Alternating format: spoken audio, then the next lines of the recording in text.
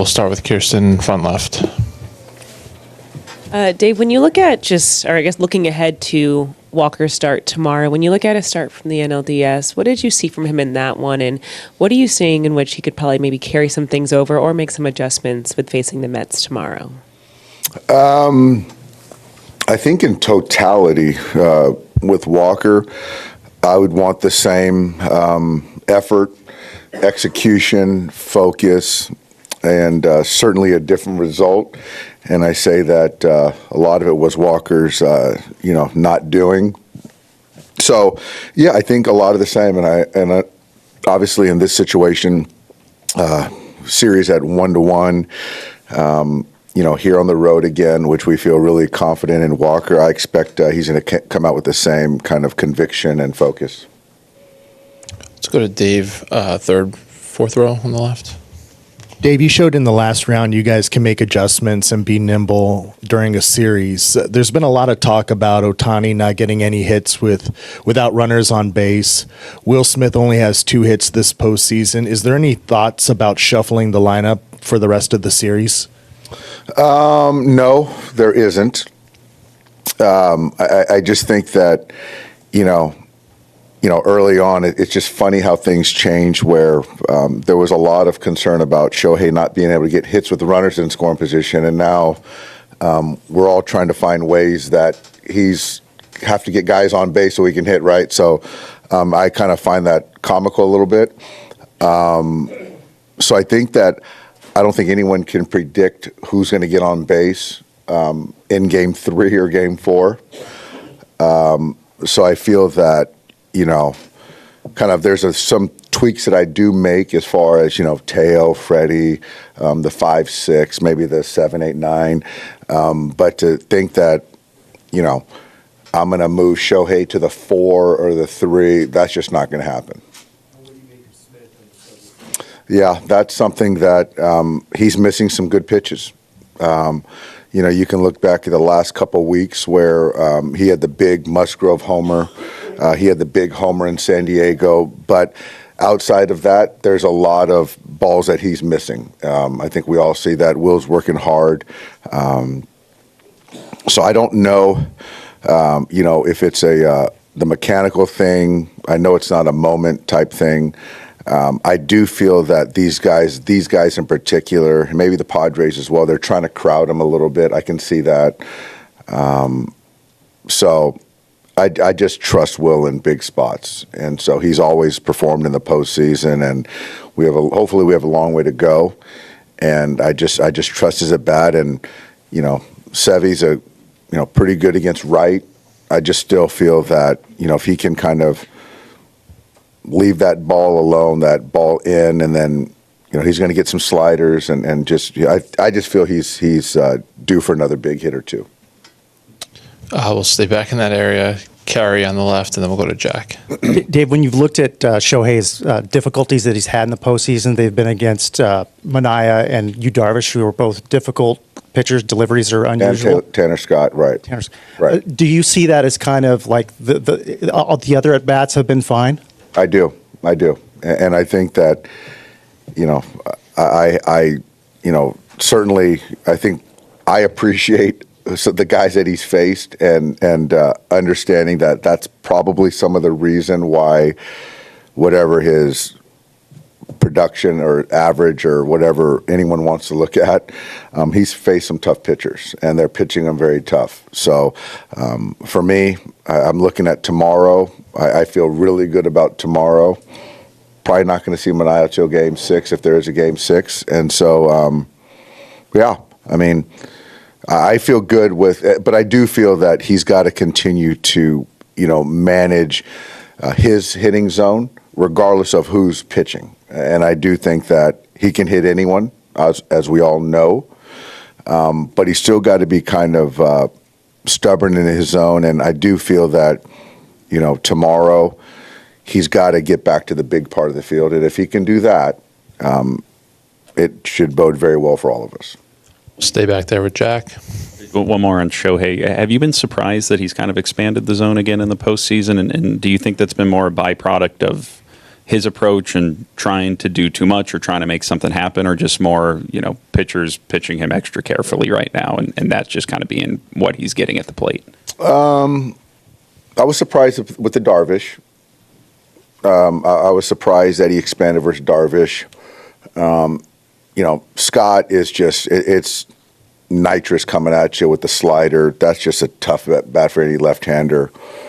Manaea, I just can't imagine the ball coming from the first base coming in at you and then trying to hit him. So I just don't see that. I just think that that's kind of an outlier. But outside of that, I mean, for me, honestly, the Darvish kind of at bats was a little bit for me. But again, that's something you're facing your childhood idol. I don't know how much that comes into play. I have no idea. And then just to check on some of the injured guys, like how's Gavin and Freddie, and then Huddy doing today? So I talked to Gavin. Gavin feels much better today. So we'll see how he comes in tomorrow. But my expectation is that he'll be in there. Freddie, haven't seen him yet. My expectation is that he'll be in there. And Huddy, haven't seen him either. My expectation is he'll be ready to go tomorrow. We'll come over to the right side, Fabian. I know Yoshinobu's lined up for Game 4. Is that sort of still the plan for you guys? That's still the plan, yes. And to go back to Shohei, I mean, is there a tendency where you see him expand to something like bad habits starting to pick up, or is this something where it's isolated incident, especially when it comes to Darvish, like you mentioned? Yeah, I think it's isolated. There have been times that he has to reset. I think as all hitters do, and sometimes certain pitchers sort of kind of trigger bad habits, and you've got to identify that to then reset. So I do feel that he's cognizant of that. And so, again, my expectation is that he is going to reset today, get to the big part of the field, and take some good at-bats for Severino. What's different about Severino than maybe the version you guys saw last year with the Yankees? You know what, Fabian? I can't even really speak to that totally intelligently. I know there's a lot of velocity. There's a slider in there. Certainly better versus right than left. But again, he's been a big game pitcher. There's some guys that have some history with him. So we'll be ready for whatever kind of he has planned for us. Let's go to the far left, Bob, and then we can go back to Kirsten. And Dave, there's so much talk in this series about Shohei and American League CS about Judge. You have a theory on why the big boys seem to get shut down in postseasons, whether it was Bonds back in the day, A-Rod had his struggles. Is it a thing where people just focus so much on shutting that one guy down? I think that's a combo. I also feel that, and conversely, I saw how great David Ortiz was in the postseason. I think it's just you have to be, those guys have certain expectations from everyone in themselves, and you have to be willing to essentially, whether, I say not blink, you have to be willing to just continue to hold until you get your pitch. And if not, knowing that opposing pitchers are not going to, quote unquote, let you beat them. And you have to be willing to be patient. And so I played with Barry, and obviously everyone saw it in 2002. Then he really came to life, and he was just, extraordinary in that series. And once Alex figured it out, he was obviously great in the postseason. But I do think that there was a lot of pressure that they might put on themselves initially. But when they get back to, it's kind of what I said before, is all people expect is them to kind of do what they've done throughout their career, their stat line, their regular season stat line, and as opposed to doing more, and if Barry probably had that mindset, having a 1,500, 1,200 instead of having a 2,000 OPS, he might have been better, because that includes walks too. So I don't know, Bob, but it's a very interesting kind of discussion for sure. Kirsten.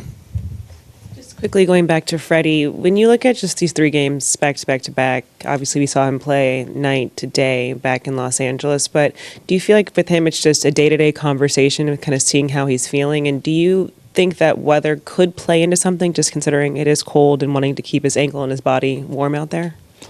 It is a day-to-day conversation. I just don't see any world that he doesn't start a playoff game in the NLCS.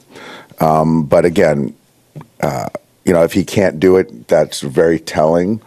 The weather probably will play a factor. I hope it won't be too kind of limiting. But yeah, I mean, I think we're mindful of it. But, as of tomorrow, having the off day, I feel good about tomorrow. And let's just hope that, he can get out of it feeling good for game, 4. Jesse in the second row. Great, Dave. I want to ask you about JD Martinez. Guys have called him like the batting whisperer a little bit. What goes on in the dugout during a game? What is he doing there? You think that's helpful, and even outside the game? Do you have an anecdote that you can recall from last year? He is sort of the hitting whisperer. He was a very good mentor. Has been a good mentor for Mookie. Hopefully he's not giving too many trade secrets, which I'm sure he is, how we think on the hitting side.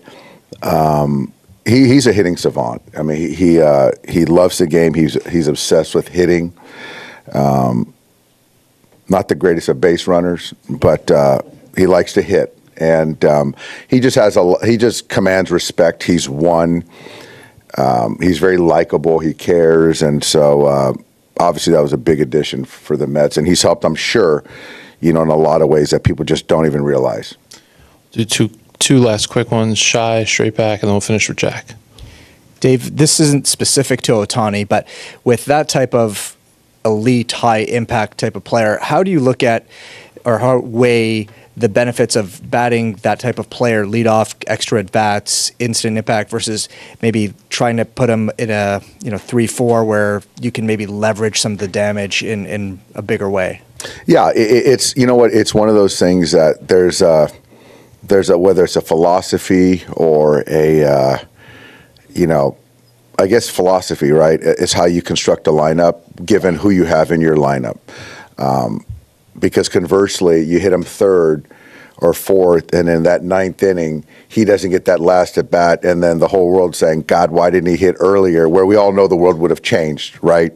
But those are things that I think that we have complete solace in knowing that giving our best hitter 5 cracks to be instant offense, and also believing that the guys in the bottom of the order can create some havoc and get on base. And I thought we did that really well in game 1 of the CS. And so just give them opportunities. So I just have a hard time kind of I can't predict the game. And so I feel good about what I can predict is Shohei hitting 1 and getting the most at-bats from our offense. We'll finish up with Jack.